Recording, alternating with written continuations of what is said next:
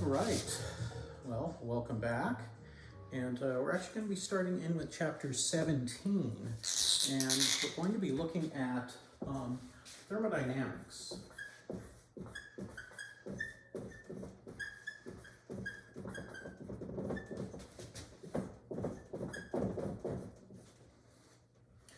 Perhaps a better way to explain this, or just describe it. Thermodynamics means heat and motion. We've already done some exploration of thermochemistry. So we've already seen the first law of thermodynamics.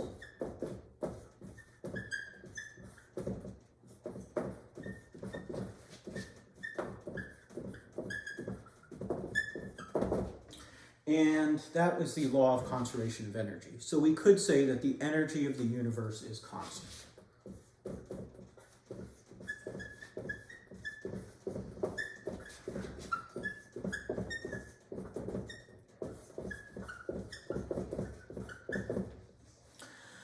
Yet there are some processes that occur only in one direction. I mean, in theory, all reactions are reversible, but practically speaking, a lot of them aren't. An example would be combustion. So, you burn gasoline in your car engine, you're converting that chemical potential energy into both heat and work, mechanical work. You can't run your engine in reverse, shoving carbon dioxide and water and other carbon monoxide, nitrous oxides, etc., oxides of nitrogen, etc. You can't shove all those exhaust gases back in and run things in reverse just by heating things up to put the energy back in and regenerate gasoline. It doesn't work that way. And the reason for that is entropy. And some of you may have heard of entropy or heard the term entropy, and it's part of the driving force behind why certain processes are spontaneous. Now, some spontaneous things could be a ball rolls down a hill, steel, not stainless steel, rusts. If you put a gas in a container, it fills the container pretty much uniformly. Heat always flows from hot to cold. At temperatures above 0 degrees Celsius, ice melts spontaneously. Below 0 degrees Celsius, water freezes. Combustion. And so what we're going to be looking at is how this property of entropy enters into things. So what is entropy? Well, entropy is a measure of disorder.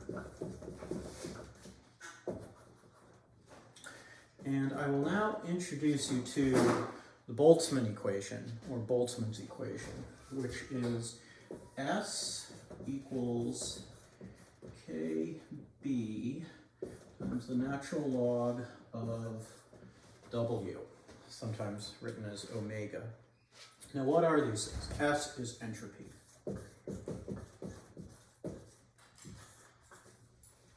Okay, we don't use E because we're already using that for energy. KB is the Boltzmann constant.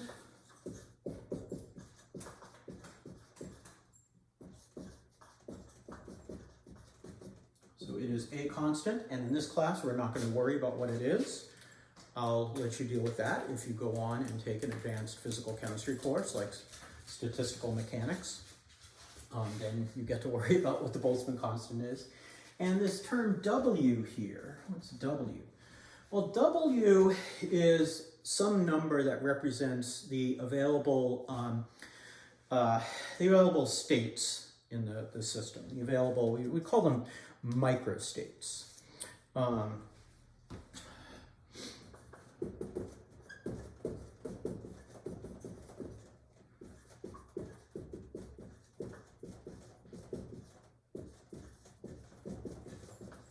And usually it is a pretty big number. So, you know, if I just had two, let's say I had two electron spins, they could, and they were just next to each other. They weren't not in an orbital, so you don't have to be opposite. But, you know, they could both be like this, could both be like this. One could be up and down, the other could be up and down. And so there would be three possible states, and this one, they're degenerate, they're redundant, they're the same thing, but we still count them. And so we'd be more likely to have the electrons in those states. Now, you could think of this, I think one of the ways to think about microstates is just picture a gas. Just picture the air in this room, and at any given moment, the air is pretty evenly distributed. Nitrogen, oxygen molecules are pretty evenly distributed.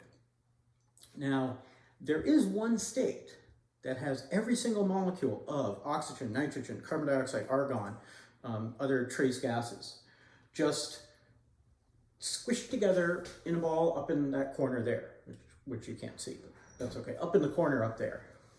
And the rest of the room would be vacuum. Obviously, that doesn't happen.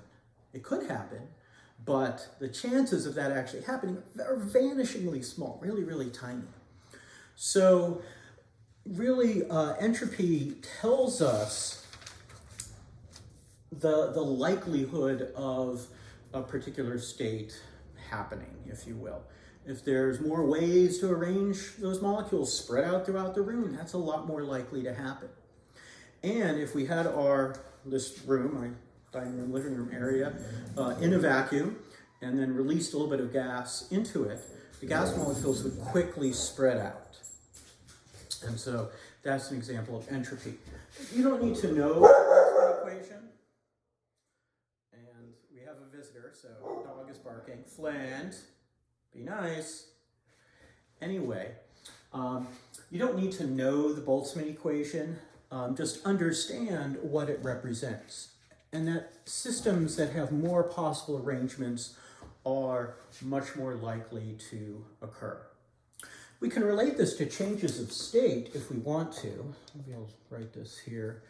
And we could say, for just as an example here, let's say here, S of the solid is less than S of a liquid is much less than entropy of a gas. And that should make sense. Okay, solid is stuck in one place in a definite form, so it has a much more limited number of states available to it, just positions for the atoms, molecules in the solid. So it has a lower entropy than a liquid, where the atoms, molecules can move around a bit. And then in gas, the gas particles can move around a lot, and so that would be a higher entropy state. All right, so that's a little introduction here to thermodynamics. And in the next lecture, I'll talk more about entropy and the second law of thermodynamics. Until then, I will see you at the gray house with the white trim.